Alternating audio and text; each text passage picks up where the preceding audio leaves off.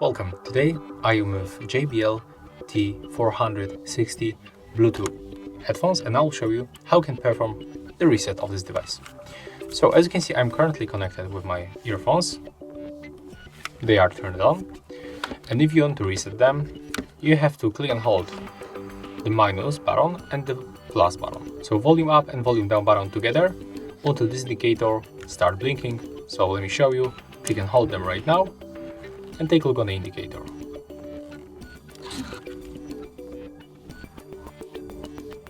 Keep holding. And right now we can release. Take a look, we are disconnected, and when I try to tap on them on the JBL T460 Bluetooth, I'm not connected. I can pair them another time. So as you can see, the currently pairing just disappeared. As you can see, we can pair them one more time. And that's how we can perform the reset of this JBL T460 Bluetooth headphones by using volume up and volume down buttons together for a few seconds. If you find this video helpful, remember to leave a like, comment and subscribe.